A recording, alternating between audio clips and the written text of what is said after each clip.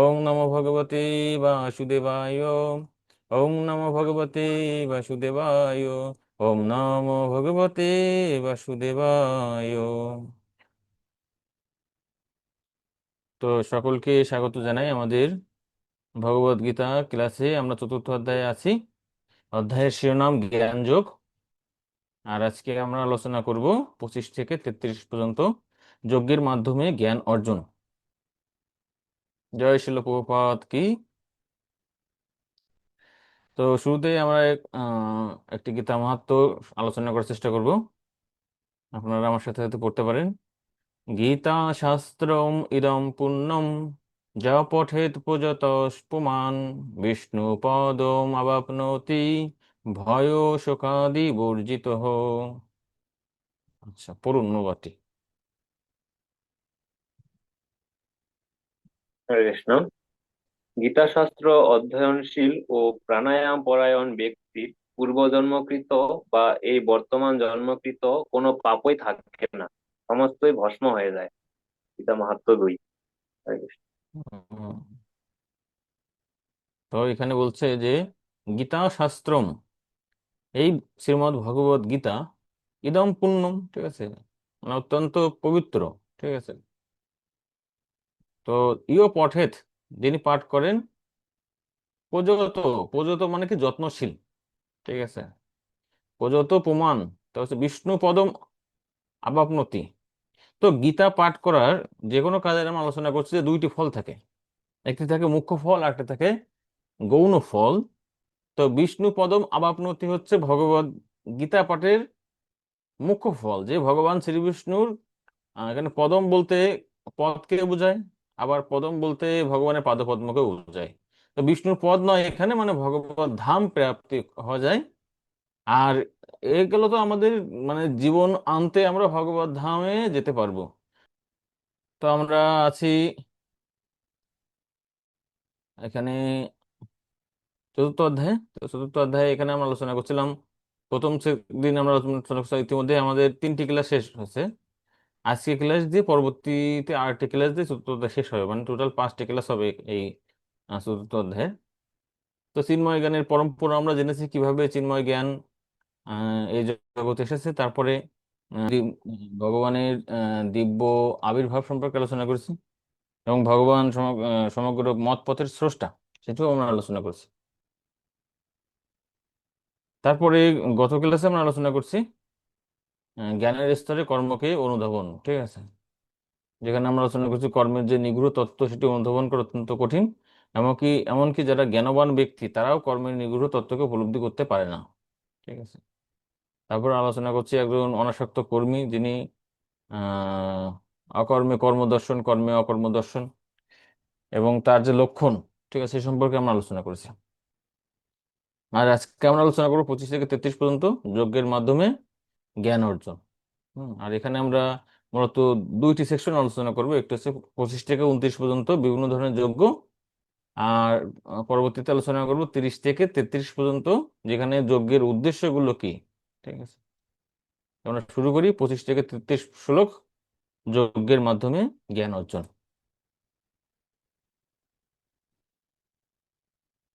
তো এর আগের শ্লোকেই, 24 নম্বর শ্লোকে, পরমেশ্বর ভগবান শ্রীকৃষ্ণ ব্যাখ্যা করছেন যে যজ্ঞ ব্রহ্মকে প্রকাশ করে, ঠিক আছে। আর এখন ভগবান শ্রীকৃষ্ণ ব্যাখ্যা করবেন বিভিন্ন প্রকার যজ্ঞ সম্পর্কে, ঠিক আছে, কিভাবে আসলে বিভিন্ন প্রকার যজ্ঞ বিভিন্ন ভাবে ব্রহ্ম মানে কি, ব্রহ্ম মানে ভগবানের প্রকাশ, ঠিক আছে, বা আংশিক ভাবে ভাবে আহ, আংশিক অথবা পূর্ণরূপে ভগবানকে প্রকাশ করে, ঠিক আছে। যজ্ঞ কি হবে সে সম্পর্কে আরো বিস্তারিত ব্যাখ্যা আলোচনা করা হবে। তো প্রথমে 25 থেকে 29 এই কয়েকটি শ্লোকে এখানে বিভিন্ন ধরনের যজ্ঞ সম্পর্কে আলোচনা করা হচ্ছে। তো আমরা 25 নম্বর শ্লোক উচ্চারণ করব। দৈবম এব অপরে যজ্ঞম যোগিন পর্যুপাসতে ব্রহ্মা অগ্নি অপরে যজ্ঞম যজ্ঞনৈ বোপজুহতি। আচ্ছা, অনুবাদটি পড়েন। হরে কৃষ্ণ। কোন কোন যোগী দেবতাদের উদ্দেশ্যে যজ্ঞ করার মাধ্যমে তাদের উপাসনা করেন, আর অন্য অনেকে ব্রহ্মরূপ অগ্নিতে সবকিছু অর্পণ করার মাধ্যমে যজ্ঞ করেন। হুম। তো আমরা এই শ্লোকে দুই ধরনের যজ্ঞকর্তা বা যজ্ঞ অনুষ্ঠাতা সম্পর্কে জানতে পারছি। ঠিক আছে। প্রথম শ্রেণী কি বলছে, দৈবম বা অপরে যজ্ঞম। ঠিক আছে। তো দৈবম মানে কি? দৈব মানে এখানে দেবতাদের সম্পর্কে বলা হচ্ছে। মানে তা দৈবম চ অপরে যজ্ঞ মানে মানে কেউ কোনো কোনো যজ্ঞ অনুষ্ঠাতা তারা দেবতাদের উদ্দেশ্যে যজ্ঞ করে। ঠিক আছে। যোগিন পর্য পাশতে মানে উপাসনা করেন। আর ব্রহ্মা আগ্নৌ, এই যে যারা দেবতাদের উপাসনা করে তারা কি করে, এখানে দেখতে পাচ্ছেন তারা হচ্ছে অগ্নি প্রজ্বলিত করে। আর এই অগ্নিকে কি বলা হয়? ব্রহ্ম অগ্নি। ঠিক আছে। সরি, এটা হচ্ছে ব্রহ্ম অগ্নি হচ্ছে পরের শ্রেণী। আচ্ছা, ব্রহ্ম অগ্ন অপরে যজ্ঞম। তো আর এক শ্রেণী আছে তারা হচ্ছে ব্রহ্মরূপ অগ্নিতে যজ্ঞ করেন। ঠিক আছে। মানে নির্বিশেষ ব্রহ্ম জ্যোতির উপাসনা করেন। ঠিক আছে। যজ্ঞই ন উপজুহতি। ঠিক আছে। যজ্ঞের অনুষ্ঠান করেন। ঠিক আছে। তো আমরা এখানে জানতে পারলাম দুই ধরনের যজ্ঞকর্তা আছে। এক ধরনের যজ্ঞকর্তা যজ্ঞ কুণ্ডে বিভিন্ন শস্য নিবেদনের মাধ্যমে দেবতাদের উপাসনা করে, যেটা আমরা দেখি বিভিন্ন সময় বিভিন্ন ক্ষেত্রে আমরা এই ধরনের যজ্ঞের সাথে পরিচিত। কিন্তু দ্বিতীয় শ্রেণী যারা হচ্ছে আহ যজ্ঞকর্তা, তাদের সাথে আমরা জানি না, কারণ আমরা যজ্ঞ বলতে বুঝি যে অগ্নিতে হোম করা। কিন্তু মূলত এখানে যজ্ঞ বলতে কি চিন্ময় কার্যকলাপকে বোঝানো হচ্ছে। ঠিক আছে। সেটি হোম যজ্ঞ হতে পারে অথবা আধ্যাত্মিক কোনো কর্ম হতে পারে। ঠিক আছে। তাই প্রথমে আমাদের একটি কনসেপ্ট ভিতরে ঢুকে ফেলতে হবে, সেটি কি? সেটি এখানে যজ্ঞ বলতে যে শুধুমাত্র যে আগুনে ঘি ঢালা বা শস্য নিবেদন করাকে যজ্ঞ বলে এটি নয়। ঠিক আছে। যজ্ঞ মানে পারমার্থিক কার্যকলাপ। ঠিক আছে। তাহলে আমাদের এই আসলে বিষয়টি বুঝতে খুব বেশি কষ্ট হবে না। ঠিক আছে। না হলে আমরা আসলে এর সাথে করতে পারবো না। ঠিক আছে। নিজেদেরকে রিলেট করতে পারবো না। আচ্ছা, ঠিক আছে।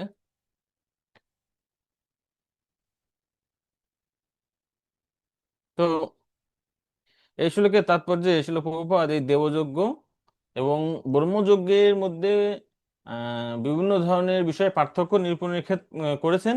এবং একই সাথে যে এই দেবযজ্ঞ বলেন বা ব্রহ্মযজ্ঞ বলেন বা পরবর্তী শ্লোকগুলোতে অন্য যে কোনো যজ্ঞ আছে, তো সকল যজ্ঞের মধ্যে শ্রেষ্ঠ যজ্ঞ কি? সেটা হচ্ছে বিষ্ণু যজ্ঞ। ঠিক আছে। এবং যজ্ঞের যে মূল উদ্দেশ্যটা কি? মূল উদ্দেশ্য হচ্ছে ভগবান বিষ্ণুর আরাধনা করা। হ্যাঁ, তাই এই প্রত্যেকটি ক্ষেত্রে ছিল প্রভুপাদ আহ, এই বিষয়ের সাথে সাথে যেটা হচ্ছে মূল বিষয়, ঠিক আছে, সে সম্পর্কে আলোচনা করেছেন। তো প্রথম রয়েছে হচ্ছে দেবযজ্ঞ। কেন মানুষ দেবতাদের উদ্দেশ্যে যজ্ঞ সম্পাদন করেন? কারণ জড় সুখ ভোগের জন্য। ঠিক আছে। আর ব্রহ্মযজ্ঞ করেন কি? ব্রহ্মযোগ সম্পর্কে আমরা বলেছি যে নির্বিশেষ, ঠিক আছে, ব্রহ্মজ্যোতি জ্যোতি তারা হচ্ছে আরাধনা করে থাকেন। তো এই ব্রহ্মযজ্ঞের উদ্দেশ্য হচ্ছে কি যে নির্বিশেষ ব্রহ্মলোকে নিজের সত্তাকে বিলীন করে দেওয়া। ঠিক আছে। আর নির্বিশেষ ব্রহ্মটি কি? নির্বিশেষ ব্রহ্ম হচ্ছে ভগবান শ্রীকৃষ্ণের অঙ্গ নিঃসৃত জ্যোতিকে বলা হয় নির্বিশেষ ব্রহ্ম। ঠিক আছে। তো একই সাথে যারা বিষ্ণু যজ্ঞ করে, মানে যারা ভগবানের ভক্ত, যারা কৃষ্ণ ভক্ত, যারা ভগবানের সেবা করেন, তারা কি করেন? তাদের যজ্ঞ করার উদ্দেশ্য থাকে একটি, যে ভগবান শ্রীকৃষ্ণকে বা ভগবান বিষ্ণুকে তুষ্ট করা। ঠিক আছে।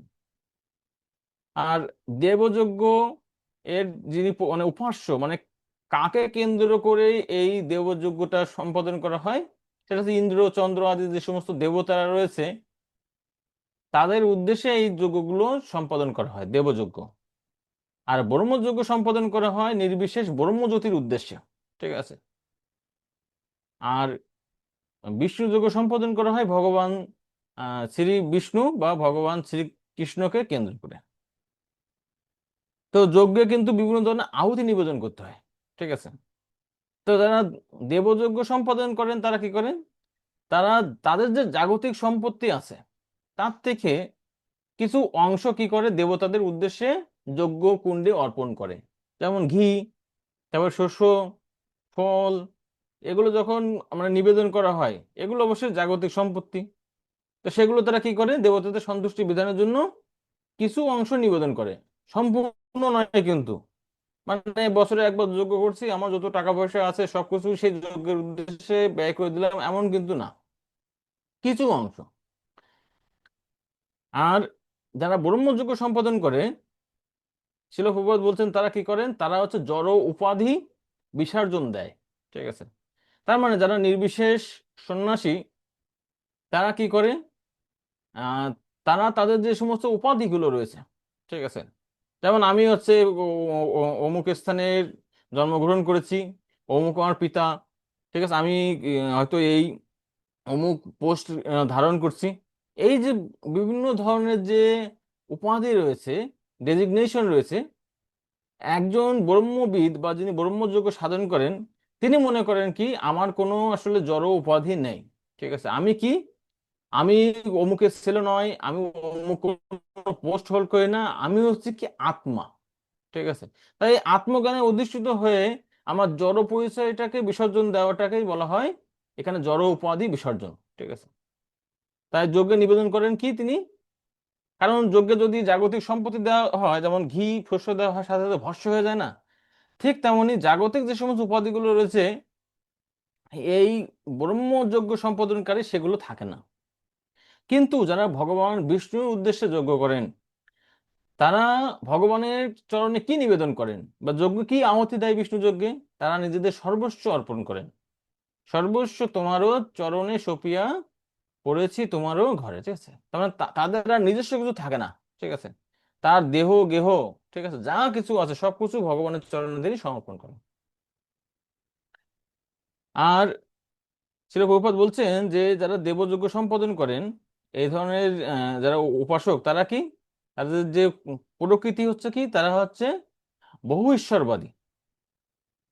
তাদের সীমিত বুদ্ধির কারণে তারা মনে করে যে ইন্দ্র, চন্দ্র, বরুণ, সূর্য, বিভিন্ন যে দেবতারা আছে প্রত্যেকে এক একজন ঈশ্বর। ঠিক আছে, তারা এই সমস্ত ঈশ্বরদের যে প্রকৃত স্বরূপ, যে ভগবান শ্রী বিষ্ণু বা শ্রীকৃষ্ণের প্রতিনিধি, এ সম্পর্কে তারা বুঝতে পারে না। ঠিক আছে, আর যারা নির্বিশেষ উপাসক বা ব্রহ্মজ্যোতির উপাসক, তারা কি করে, তারা মনে করেন যে ঈশ্বর হচ্ছে একজন। ঠিক আছে, কিন্তু তাদের মধ্যে একটু ভ্রান্ত আছে, সেই ঈশ্বর হচ্ছে নিরাকার, তিনি সাকার হতে পারেন না। ঠিক আছে, তো নির্বিশেষবাদীদের তারা স্বীকার করে ঈশ্বর একজন, কিন্তু সেই ঈশ্বরটা কি, সেই ভগবান হচ্ছে নির্বিশেষ, নিরাকার। আর যারা শ্রীবিষ্ণুর উপাসনা করে, কৃষ্ণের উপাসনা করে, তারাও স্বীকার করেন যে ভগবান একজন, কিন্তু তিনি হচ্ছে সবিশেষ। ঠিক আছে, আবার নির্বিশেষ, ভগবান বিষ্ণু একটি যে অংশ, সেটি হচ্ছে ব্রহ্মজ্যোতি, তিনি নিরাকারও হতে পারেন, আমাদের আবার সাকারও হতে পারেন, কিন্তু প্রকৃতপক্ষে কি, তিনি সাকার। আর ব্রহ্মজ্যোতি হচ্ছে আনুষঙ্গিক। ঠিক আছে, যেমন সূর্য হচ্ছে সাকার, আর সূর্যের আলো এখানে নিরাকার বলছে। ঠিক আছে, ঠিক তেমনি ভগবান হচ্ছেন মূলত সাকার, কিন্তু তার অঙ্গ যেটি হচ্ছে নিরাকার। ঠিক আছে, তাই সব দিক থেকে শিল প্রভুপাদ বলছেন এই সমস্ত যে পার্থক্যগুলো আমরা আলোচনা করলাম, এগুলো থেকে আমরা সহজেই বুঝতে পারি যে কৃষ্ণ ভক্ত বা বিষ্ণু ভক্তই হচ্ছে সর্বশ্রেষ্ঠ যোগী। ঠিক আছে, এটাই শিল প্রভুপাদ তাৎপর্যে ব্যাখ্যা করেছেন। তো আমরা পরের শ্লোক আলোচনা করব, 26 নম্বর শ্লোক। স্তরোত্তাদीनि ইন্দ্রিয়াণ্যয় সংযমাগ্নিষু জুহতি শব্দাদীনো বিষয়ানন্য ইন্দ্রিয় আগ্নেষু জুহতি। আচ্ছা, অনুবাদটি পড়েন।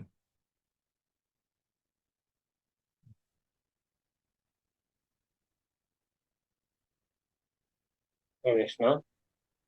কেউ কেউ বিশুদ্ধ ব্রহ্মচারীরা যেমন মনঃসংযম, রূপ, অকৃতি, শ্রবণ আদি ইন্দ্রিয়গুলিকে আহুতি দেন। আবার অন্য অনেকে নিয়মনিষ্ঠ গৃহস্থেরা শব্দাদি ইন্দ্রিয়ের বিষয়গুলিকে ইন্দ্রিয় রূপ অগ্নিতে আহুতি দেন। তো এই 26 নম্বর শ্লোকেও দুই ধরনের যোগ্য অনুষ্ঠাতা সম্পর্কে বর্ণনা করছে। ঠিক আছে। তো এক শ্রেণীর আহ যোগ্য অনুষ্ঠাতা তারা কি করে? তারা এখানে বলছে সংযম অগ্নিষু জুহতি। ঠিক আছে। তারা ইন্দ্রিয় সংযম করে। ঠিক আছে, তার মানে ইন্দ্রিয় সংরূপ যজ্ঞ সম্পাদন করেন। ঠিক আছে।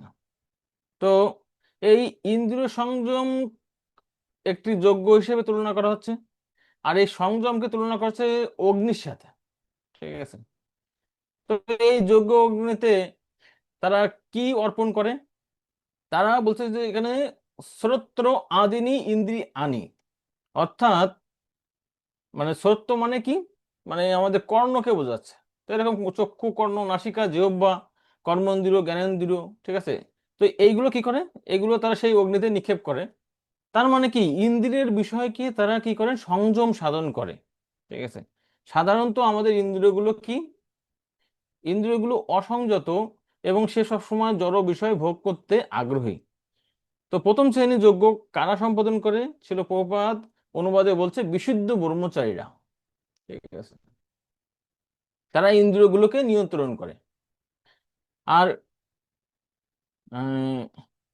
শব্দাদীন বিষয় অনন্য ইন্দ্রিয় আগ্নিষু জুহতি। ঠিক আছে।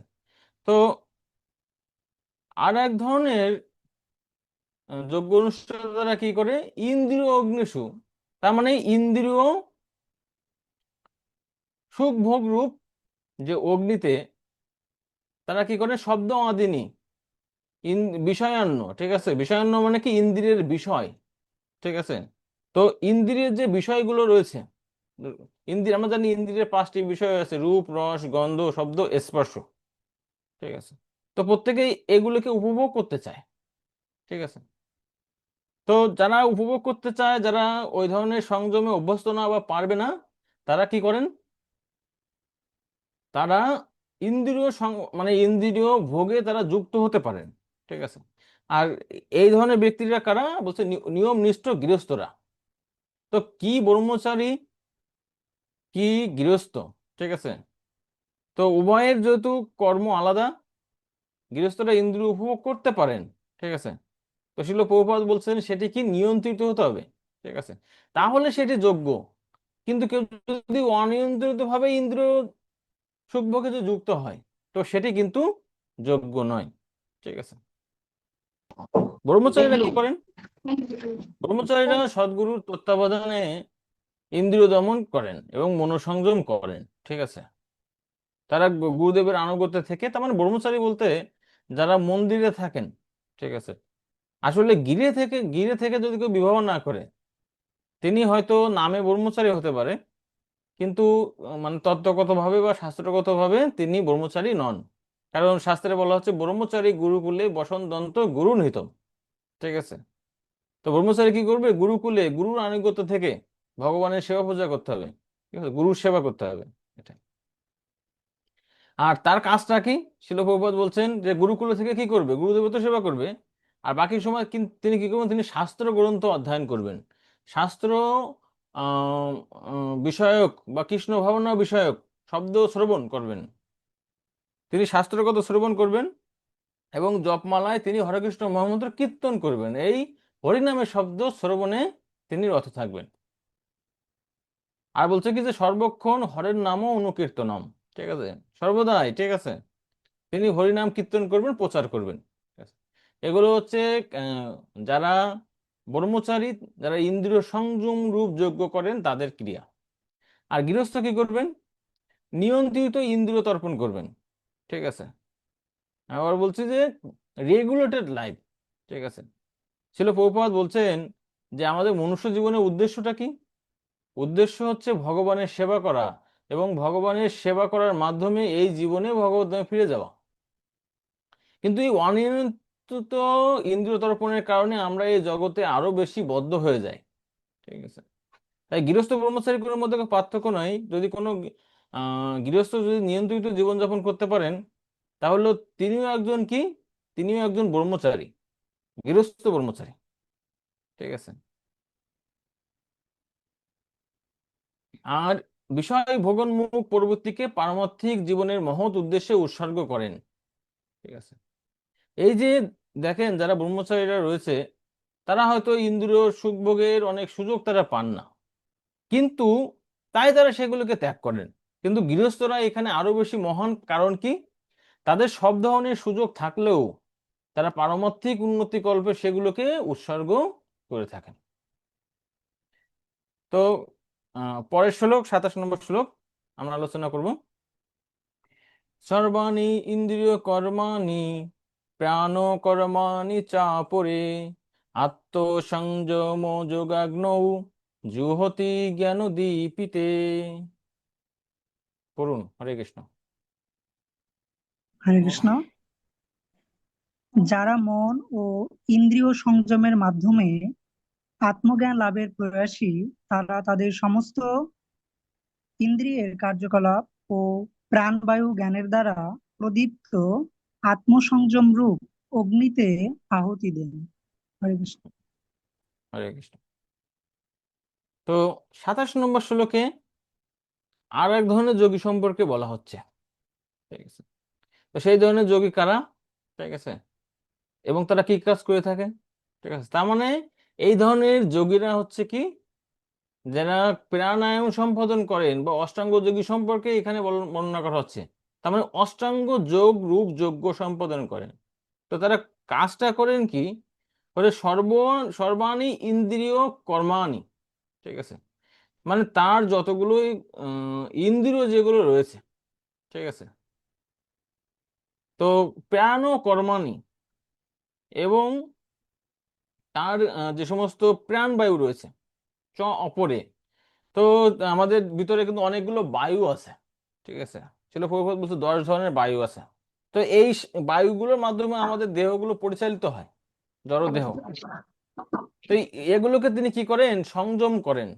আর সংযম করে কি করে, আত্মসংযম ও যোগাগ্ন, মানে তার আত্মসংযমটাই এখানে যোগ্য হিসাবে বর্ণনা করা হচ্ছে।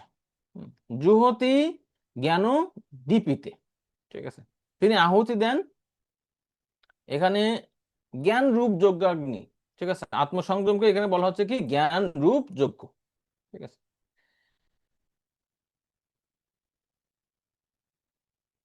তো এখানে এই শ্লোকের তাৎপর্য ছিল প্রভুপাদ এই পতঞ্জলি যোগ সম্পর্কে আলোচনা করছেন।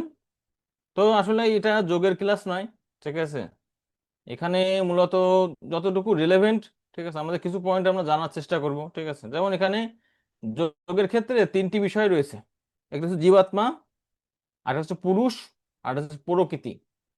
ঠিক আছে, তো পুরুষ বলতে এখানে পরমাত্মাকে বোঝায়, প্রকৃতি বলতে জড়া প্রকৃতিকে বোঝায়। তো যোগ সাধনার ক্ষেত্রে জীবাত্মাকে এই জড়া প্রকৃতি থেকে বা জড়া প্রকৃতির বন্ধন থেকে মুক্ত হয়ে পুরুষের প্রতি আকৃষ্ট বা ধাবিত হতে হয়। পুরুষ বলতে এখানে পরমাত্মার প্রতি। ঠিক আছে, জগতে প্রত্যেকেই এই জড়া প্রকৃতির বিষয়ভোগে মত্ত। তো যারা ইন্দ্রিয় তর্পণ পরায়ণ তারা কখনো যোগী হতে পারে না। ঠিক আছে, আমরা 6ষ্ঠ অধ্যায়ে ধ্যান যোগে এ সম্পর্কে আরো বিশদ আলোচনা আছে। তো শিল প্রভুপাদ বলছেন যে সমস্ত যোগী ইন্দ্রিয় সংযম করেন, উম, তো তার ফলে কি হয়, তারা যখন ইন্দ্রিয় সংযম করতে সমর্থ হন তখন তারা এই পরমাত্মা ধ্যান করতে সমর্থ হন। আর এই ধরনের জীবাত্মা বা যোগীকে বলা হয় প্রত্যগ আত্মা। ঠিক আছে, তো যোগের ক্ষেত্রে যোগও 2 প্রকার।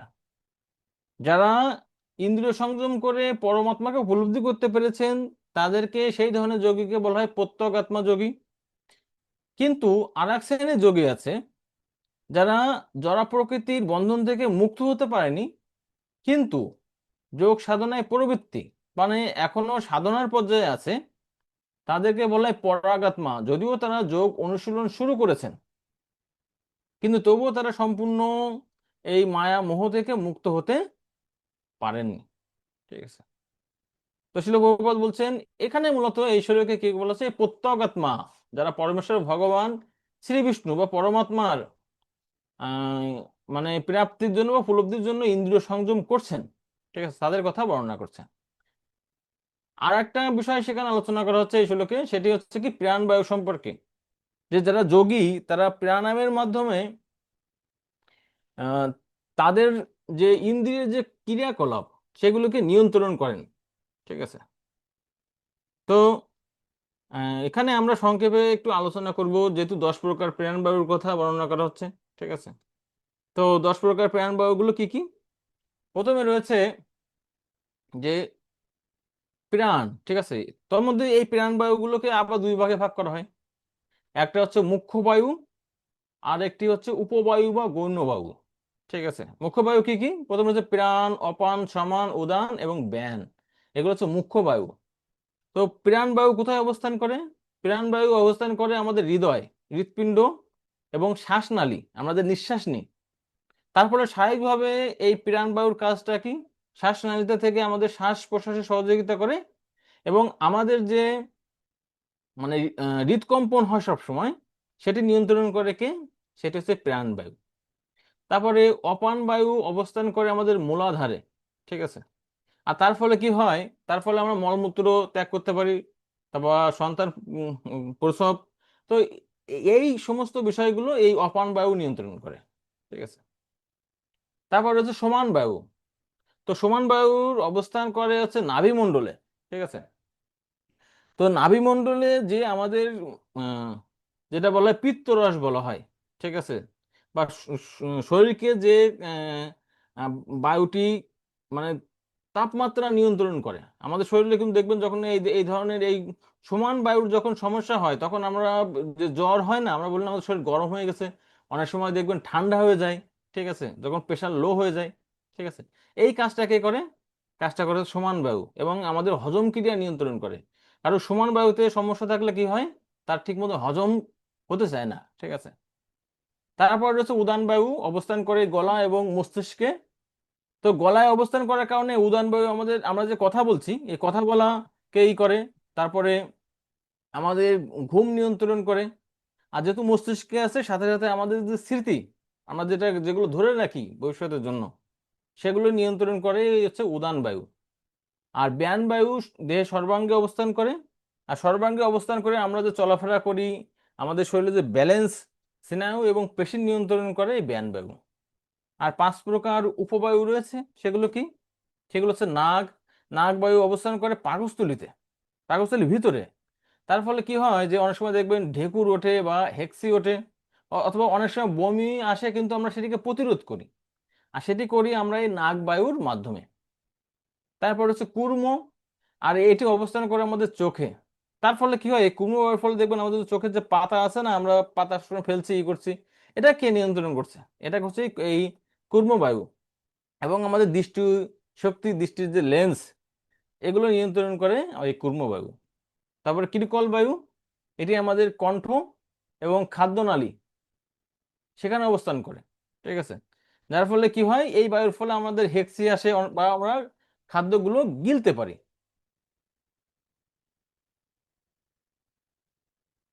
তারপরে রয়েছে দেবদত্ত বায়ু। তো দেবদত্ত বায়ু এর কোনো নির্দিষ্ট স্থানে, শরীরের বিভিন্ন স্থানে রয়েছে। আর এর ফলে কি আমাদের যে আহ, শরীর যদি ক্লান্ত হয়, ঠিক আছে, বা আমাদের কি হয়, তখন আমাদের হাই তুলি বা ক্লান্ত দূর করার জন্য আমরা বিশ্রাম করি। এই যে বিষয়গুলি নিয়ন্ত্রণ করে রেখে এই হচ্ছে দেবদত্ত বায়ু। আর ধনঞ্জয়ী বায়ু মূলত সারা দেহে থাকে। ঠিক আছে। এবং আমাদের দেহের যে রসটাকে ধরে রাখে কে? এই ধনঞ্জয়ী বায়ু। এই ধনঞ্জয় বায়ুর কারণে মৃত্যুর পরও, ঠিক আছে, কিছু সময় দেহটা সতেজ থাকে এবং আস্তে আস্তে হয়। তাই এই যে ইগুলো রয়েছে, এটা হচ্ছে ধনঞ্জয় বায়ু নিয়ন্ত্রণ করে। ঠিক আছে। তো এরকম যোগের ক্ষেত্রে এই প্রাণায়ামের মাধ্যমে এই দশবিধ বায়ুকে নিয়ন্ত্রণের মাধ্যমে কি করা যায়? ইন্দ্রিয়গুলোকে সংযত করা যায়, সাথে আয়ু বৃদ্ধি করা যায়। তো এই বিষয়ে আমরা আরো আলোচনা করব আমাদের ষষ্ঠ অধ্যায়ে ধ্যান যোগে। তো আমরা এখন 28 নম্বর শ্লোক আলোচনা করব। ঠিক আছে। দ্রব্য যজ্ঞ তপোযজ্ঞা যোগ যজ্ঞস্তথা পরে সাধ্যায় জ্ঞান যজ্ঞাস্য যতয় সংসিত ব্রতাহ। অনুবাদটি পড়েন।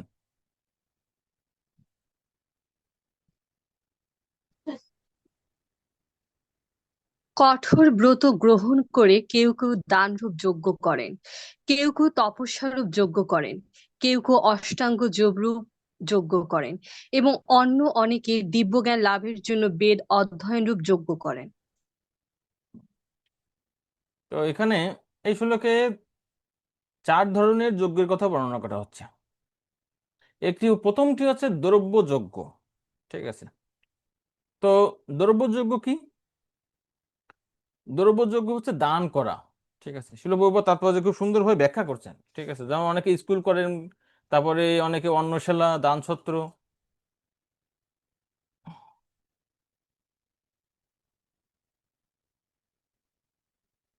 তারপরে এগুলো হচ্ছে দানরূপ যজ্ঞ বা দ্রব্য যজ্ঞ, ঠিক আছে। আর এখানে নিবেদন করা হয় কি? এখানে আহ যে দ্রব্য যজ্ঞে এখানে এই যে বিভিন্ন ধরনের জিনিসগুলো দান করা হয়, দ্রব্য তো জাগতিক সম্পদকে তিনি দান করেন, ঠিক আছে। কি উদ্দেশ্যে দান করেন? সমাজ সেবার জন্য, ঠিক আছে। তারপর আরেক ধরনের যজ্ঞের কথা বলা হচ্ছে, সেটা হচ্ছে কি যে তপময় যজ্ঞ, মানে তপস্যারূপ যজ্ঞ, ঠিক আছে। যেমন চাতুর্মাস্য আহ ব্রত হতে পারে, ঠিক আছে।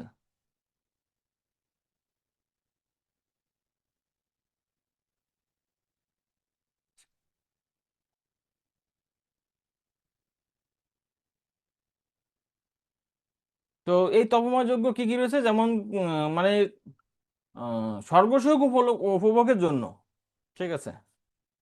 এই তপপরায়ণ ব্যক্তিরা তারা চাতুর্মাস্য ব্রত করে, চন্দ্রায়ণ ব্রত করে, ঠিক আছে। তার ফলে তাদের উদ্দেশ্যটা কি থাকে? স্বর্গে গমন করা, ঠিক আছে। তারপরে রয়েছে যোগযজ্ঞ, ঠিক আছে। যোগযজ্ঞ মানে কি? যে যেটিকে বলা হয়, আমরা আলোচনা করছিলাম পূর্বের শ্লোকে, অষ্টাঙ্গ যোগ বা পতঞ্জলি যোগ, ঠিক আছে। যেখানে ওই যে 3টি যে আলোচনা করছিলাম আমরা, জীবাত্মা, প্রকৃতি, পুরুষ, প্রত্যগাত্মা, তারপর হচ্ছে কি পরাগাত্মা, এবং পঞ্চ বা দশবিধ বায়ু যে নিয়ন্ত্রণ করেন প্রাণায়ামের মাধ্যমে। তো এই ধরনের এক ধরনের যোগী আছে, তারা হচ্ছে যোগ সাধনার মাধ্যমে তারা হচ্ছে যজ্ঞ সম্পাদন করে, ঠিক আছে। আর লাস্টে আর এক শ্রেণী বলা হচ্ছে সেটা স্বাধ্যায় যজ্ঞ। স্বাধ্যায় মানে কি? অধ্যয়ন, বৈদিক শাস্ত্র পাঠ, ঠিক আছে। বিশেষ করে যেমন আমরা এখানে পাঠ করছি, আমরা একটা যজ্ঞ সম্পাদন করছি, স্বাধ্যায় রূপ যজ্ঞ, ঠিক আছে।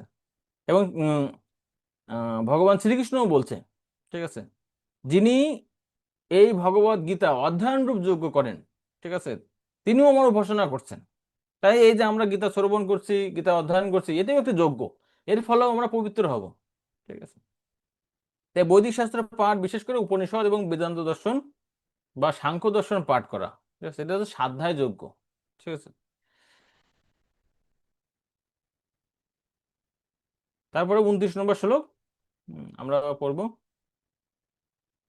অপানে জুহতি প্রাণম, প্রাণে অপানম তথা পরে, প্রাণ অপান গতিরুদ্ধা, প্রাণায়াম পরায়ণা, অপরে নিয়ত হারা, প্রাণাম প্রাণসু জিহতি। হ্যাঁ, অনুবাদটি পড়েন।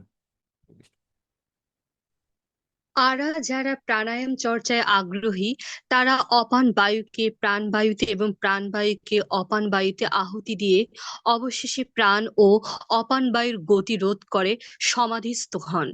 কেউ আবার আহার সংযম করে প্রাণবায়ুকে প্রাণবায়ুতে আহুতি দেন। তো এখানে আমরা যেটি 27 নম্বর শ্লোকে আলোচনা করছিলাম, যে দশবিধ যে বায়ু, ঠিক আছে, যারা যে নিয়ন্ত্রণ করেন, ঠিক আছে। তো এখানে বলছে অপানে জুহতি প্রাণম, ঠিক আছে, মানে অপান বায়ুকে কি করেন? আহ আহ, তারা আছে আহ অপান বায়ুকে প্রাণ বায়ুতে প্রথম হচ্ছে করেন, ঠিক আছে। 3টি এখানে রয়েছে প্রাণ বায়ুর যোগ সাধনার, 3টি বিষয় রয়েছে। একটা হচ্ছে অপান বায়ুকে প্রাণ বায়ুতে সমর্পণ করা, আবার দ্বিতীয় বলছে প্রাণ বায়ুকে অপান বায়ুতে সমর্পণ করে, প্রাণে অপানম তথা পরে, ঠিক আছে, দ্বিতীয়। এবং তৃতীয় কি? প্রাণম অপান গতি রুদ্ধা, তৃতীয়, যে প্রাণবায়ু এবং অপান বায়ুকে রুদ্ধ করে রাখে, ঠিক আছে, এরূপ যজ্ঞ। আর এই ধরনের যজ্ঞ কি? এটা হচ্ছে যারা প্রাণায়াম করেন, প্রাণায়াম পরায়ণা, ঠিক আছে, যারা প্রাণায়াম রূপ যজ্ঞ করেন অষ্টাঙ্গ যোগী তাদের ক্ষেত্রে, ঠিক আছে। আর এই অষ্টাঙ্গ যোগের ক্ষেত্রে আরো এক ধরনের যোগী আছে, ঠিক আছে, বা আরো একটি পন্থা আছে এই অষ্টাঙ্গ যোগে, সেটি হচ্ছে কি, তারা আরো একটি পন্থা মানে কি, এটিও হচ্ছে যোগের একটি অঙ্গ, যে অপরের নিয়ত হারা, ঠিক আছে, নিয়ত হারা মানে কি, পরিমিত পরিমাণে আহার বা আহার সংযম করেন। তার ফলে তারা কি করে, যে প্রাণায়াম প্রাণায়াসে জুয়েছু, প্রাণবায়ুকে প্রাণবায়ুতে করেন, অথবা ইন্দ্রিয়কে প্রাণবায়ুতে আহুতি প্রদান করেন, তার মানে ইন্দ্রিয় সংযম করেন, ঠিক আছে। তো এই বিষয়ে আমরা এখানে বলছি যে প্রথমে রয়েছে যে প্রাণ, এটা আপনারা বুঝতে পারবেন যদি আমরা যদি এখানে যদি ভেঙে দিই, ঠিক আছে। যেমন অপানে জুহতি প্রাণম, অর্থ হচ্ছে কি, যে অপান বায়ুকে প্রাণ বায়ুতে নিবেদন করা, অর্থাৎ হচ্ছে ধীরে ধীরে শ্বাস গ্রহণ করেন। আমরা যারা যোগ সম্পর্কে একটু ধারণা আছে বা প্রাণায়াম করেন, তো দেখবেন যে পুরক নামে একটি কথা আছে, পুরক, কুম্ভক এবং রেচক। তো পুরক মানে কি, যে প্রথম যে লাইনটি রয়েছে, প্রথম যে এইটা, অপানে জুহতি প্রাণম, মানে অপান বায়ুকে প্রাণ বায়ুতে উৎসর্গ করেন, মানে কি, এই যারা করেন প্রাণায়াম করেন, তারা ধীরে ধীরে শ্বাস গ্রহণ করেন, এভাবে আস্তে আস্তে শ্বাস গ্রহণ করবে, সেটাকে বলে পুরক, ঠিক আছে। তো তারপরে কি রয়েছে, যে এই প্রাণায়ামের ক্ষেত্রে দ্বিতীয় পন্থা কি, যে প্রাণে অপানম তথা পরে, প্রাণ বায়ুকে ধীরে ধীরে কি মানে কি করতে হয়, যে অপান বায়ুতে অর্পণ করা হয়, আর সেটাকে বলা হয় নিঃশ্বাস ধীরে ধীরে ত্যাগ করা। আর এই যে ইটা রয়েছে প্রক্রিয়া, সেটাকে কি বলে, রেচক। এবং তৃতীয় প্রক্রিয়া প্রাণায়ামের ক্ষেত্রে সেটি কি, প্রাণ অপান গতির উদ্ধা, ঠিক আছে, মানে দুই ধরনের বায়ুকে গতিটাকে নিয়ন্ত্রণ করা হয়।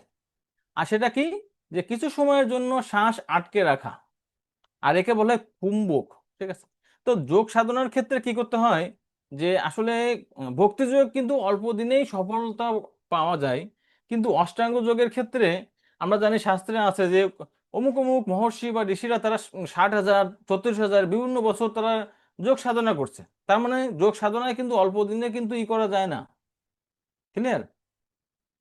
তাই এখানে বলছেন যে তাদের আয়ু বৃদ্ধি করার জন্য তারা প্রাণায়ামের ক্ষেত্রে কুম্ভক এই যোগটি করেন।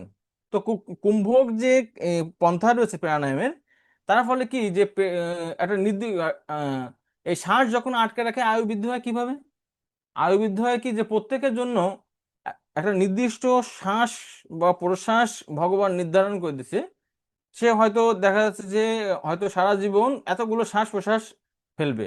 তো যখন এই শ্বাস প্রশ্বাসের গতিকে মানে স্লো করে দেওয়া হবে বা আটকে রাখা হবে, তখন কি হবে, তাদের স্বাভাবিকভাবে আয়ু বৃদ্ধি পায়। দেখবেন যে অনেক সময় বিভিন্ন হয় না, যে হিমালয়ে আমরা অমুক যোগী আছে, তিনি 100 বছর 200 বছর বা 250 বছর এখনো তপস্যা করছেন, কিভাবে, এই যোগের মাধ্যমে।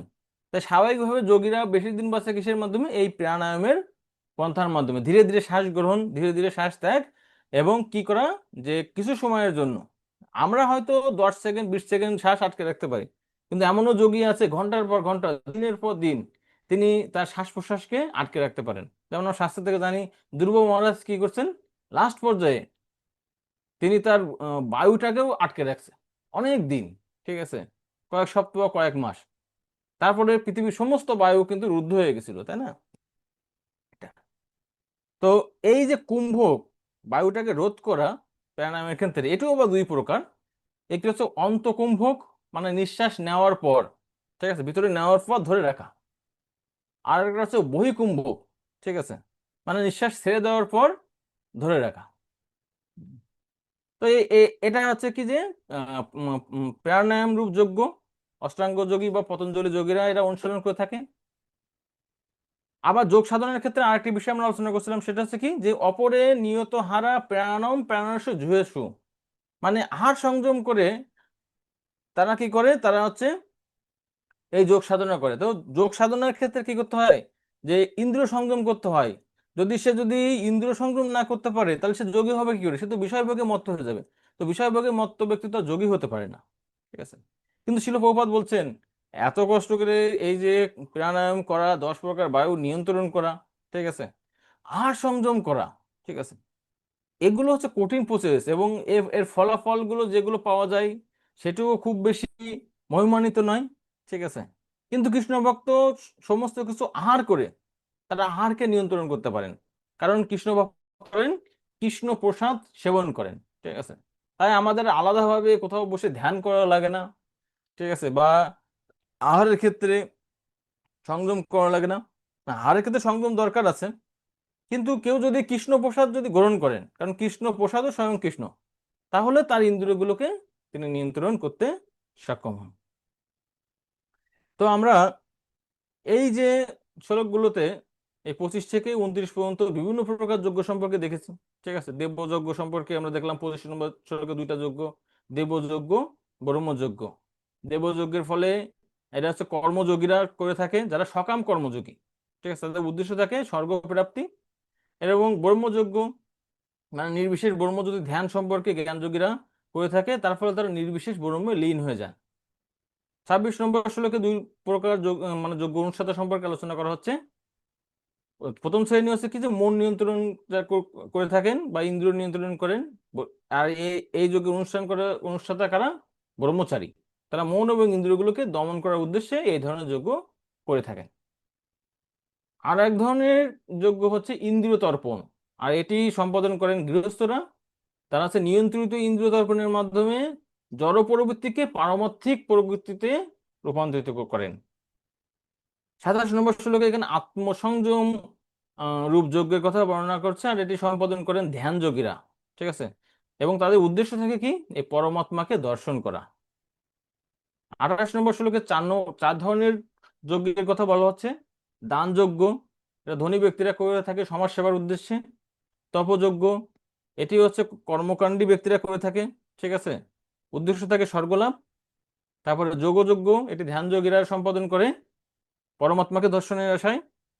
এবং স্বাধ্যায় যজ্ঞ, এটিও জ্ঞান যোগীরা সম্পাদন করে। ঠিক আছে, দিব্য জ্ঞান অর্জন করার মাধ্যমে। ঠিক আছে, এবং লাস্ট 29 নম্বর শ্লোকে আমরা আলোচনা করলাম প্রাণায়াম যজ্ঞ। ঠিক আছে, এটি সম্পাদন করে ধ্যান যোগীরা। উদ্দেশ্য থাকে মন এবং ইন্দ্রিয়গুলিকে সংযম করা। ঠিক আছে, তাই এই হচ্ছে এরকম বিভিন্ন ধরনের যজ্ঞ আমরা দেখছি বিভিন্ন উদ্দেশ্যে সম্পাদন করে। ক্লিয়ার? তো আরেকটি সেকশন আমরা আলোচনা করব, শেষ সেকশন, সেটি হচ্ছে কি, যে 30 থেকে 33 পর্যন্ত এই যে বিভিন্ন প্রকার যজ্ঞ আছে, এই বিভিন্ন প্রকার যজ্ঞের উদ্দেশ্যটা কি, ঠিক আছে, সে সম্পর্কে এখানে আলোচনা করা হচ্ছে। তো 30 নম্বর শ্লোকে উল্লেখ করা হচ্ছে প্রথম যে উদ্দেশ্য, সেটি হচ্ছে পাপক্ষয়। ঠিক আছে, এর আরো কিছু উদ্দেশ্য হচ্ছে, আমরা শ্লোকে সেটি ব্যাখ্যা করব। সর্বে এত যজ্ঞবিদ যজ্ঞ শপিত কলমশা যজ্ঞ শিষ্ট অমৃত ভুজ জানতি ব্রহ্ম সনাতনম। হ্যাঁ, অনুবাদটি পড়বেন।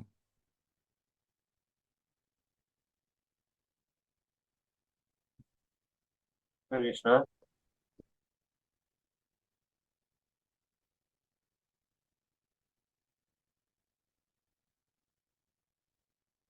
শোনা যাচ্ছে না তাপসু?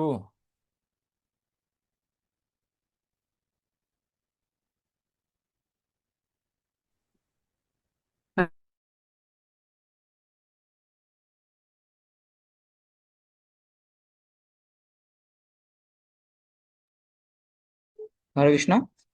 যজ্ঞ তত্ত্ববিদ এই সমস্ত অনুষ্ঠান দ্বারা সকলেই যজ্ঞের প্রভাবে পাপ থেকে মুক্ত হয়ে যজ্ঞাবশিষ্ট অমৃত অপি এতে যজ্ঞবিদ, আস্বাদন করেন এবং সরি, পরম সনাতন প্রকৃতিতে গমন করেন।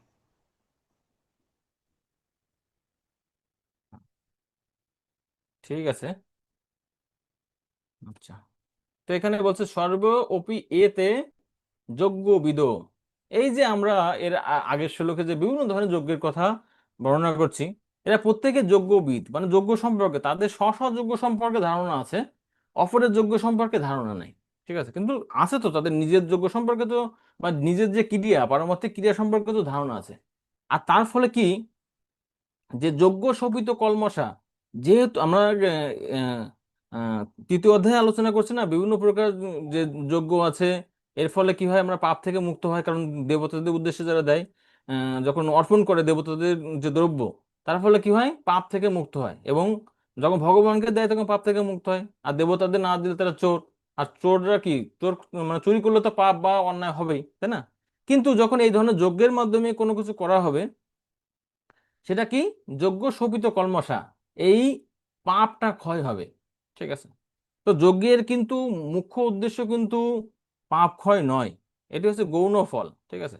কিন্তু তবুও এতে একটি ফল, এবং প্রাথমিক পর্যায়ে মানুষ এই পাপ থেকে মুক্ত হওয়ার জন্য পারমার্থিক কার্যকলাপগুলো সম্পাদন করে। কিন্তু দ্বিতীয় যে ফলটি বর্ণনা করা হচ্ছে সেটি হচ্ছে যজ্ঞ আশিষ্ট অমৃত ভুজ। মানে যজ্ঞের ফলে কি হয়, যে যে প্রসাদটা হয় সেই প্রসাদ তারা গ্রহণ করেন। ঠিক আছে? আর মুখ্য ফল কি, মুখ্য ফল জানতি ব্রহ্ম সনাতনম। ঠিক আছে? ব্রহ্ম সনাতনম মানে কি, তারা এই পরম ব্রহ্মকে লাভ করতে পারে। আচ্ছা, তো পরের শ্লোক 31 নম্বর শ্লোকে এখানে বর্ণনা করা হচ্ছে। আমরা অনুবাদটা পড়বেন একজন কেউ। হরে কৃষ্ণ। হে কুরুশ্রেষ্ঠ, যজ্ঞ অনুষ্ঠান না করে কেউই সুখে থাকতে পারে না, তাহলে পরলোকের আর কি কথা। হরে কৃষ্ণ। হুম। তার মানে যজ্ঞ যদি আমি সম্পাদন না করি তাহলে আমি এই জীবনেও সুখ পাবো না। কারণ যজ্ঞের ফলে সন্তুষ্টি বিধান হয়ে দেবতারা এবং অন্য অন্য যে পন্থায় আছে তারা বিভিন্ন বস্তু লাভ করে থাকে, তাই না? তাহলে এই জীবনে যদি আমি সুখ না পেতে পারি, পরজীবনে আর কিভাবে পাবো? তার মানে ইহ জীবন এবং পরজীবনের সুখের জন্য আমাদের যজ্ঞ সম্পাদন করা উচিত। হ্যাঁ, পরের শ্লোকটি পড়ুন।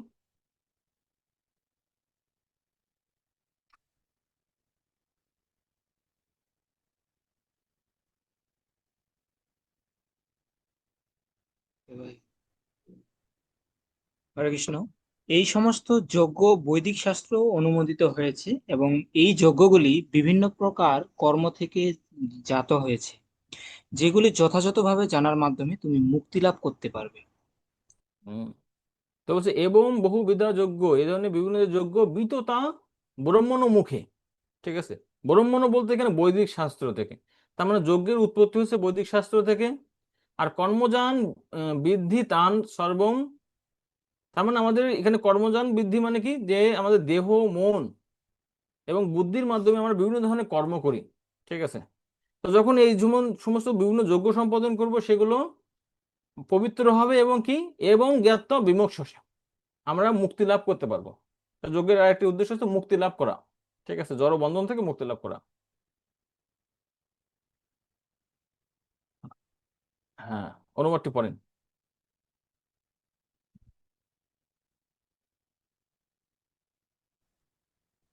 হরে কৃষ্ণ। হে পরন্তপ, দ্রব্যময় যজ্ঞ থেকে জ্ঞানময় যজ্ঞ শ্রেয়। সমস্ত কর্মই অবশেষে চিন্ময় জ্ঞানে পরিসমাপ্তি লাভ করে। হুম। এখানে বলতে শ্রেয়ান দ্রব্য ময়াদ যজ্ঞাত। ঠিক আছে? তার মানে দ্রব্যময় যজ্ঞ মানে দেবতাদের উদ্দেশ্যে যে যজ্ঞগুলো করা হয়, তার থেকে শ্রেষ্ঠ কোনটি? জ্ঞান যজ্ঞ পরন্তপ, জ্ঞান যজ্ঞ। ঠিক আছে? আর সর্ব কর্ম অখিলম জ্ঞানে পরিসমাপ্যতে, কারণ সমস্ত কর্ম সবকিছু জ্ঞানে পরিসমাপ্ত হয়, চিন্ময় জ্ঞানে। তার মানে এই যে বিভিন্ন রকম যজ্ঞ সম্পাদন সম্পাদন করব, ধীরে ধীরে আমরা চিন্ময় জ্ঞানে স্তরে অধিষ্ঠিত হতে পারবো। আর সেই চিন্ময় জ্ঞানে আহ অধিষ্ঠিত হওয়ার ক্ষেত্রে কি করবে আমাদের, এই যজ্ঞ আমাদের সহযোগিতা করে। তো যজ্ঞের উদ্দেশ্য আমরা দেখলাম এখানে। ঠিক আছে? প্রথম হচ্ছে পাপক্ষয়, চিন্ময় ধাম প্রাপ্তি, ইহলোক এবং পরলোকের সুখ প্রাপ্তি, মুক্তি লাভ এবং চিন্ময় জ্ঞান প্রাপ্তি। ঠিক আছে? তো এই চিন্ময় পরবর্তী ক্লাসে আমরা, আপনারা পড়ে আসবেন 34 থেকে 42, মানে এই অধ্যায় শেষ। অল্প কিছু শ্লোক কিন্তু গুরুত্বপূর্ণ আলোচনা এখানে রয়েছে। আর এখানে ওই যে চিন্ময় জ্ঞান, মানে এই অধ্যায়ের মানে এই সেকশনের যে শেষ শ্লোকটি, 33 নম্বর শ্লোকে যেটা বলছে সমস্ত যজ্ঞ চিন্ময় জ্ঞানে পরিসমাপ্ত হয়েছে। তো সেই চিন্ময় জ্ঞানটাকে অর্জন করার পদ্ধতিটা কি, চিন্ময় জ্ঞানের ফলটা কি অর্জন করলে, এবং তার মহিমাটা কি, তো সে সম্পর্কে আমরা আলোচনা করবো আগামী ক্লাসে। জয় শিল প্রভুপাদ কি, উপস্থিত গৌর ভক্ত মন্ডলী কি, জয়ন্তাই গৌর প্রেমানন্দে, হরি হরি বল।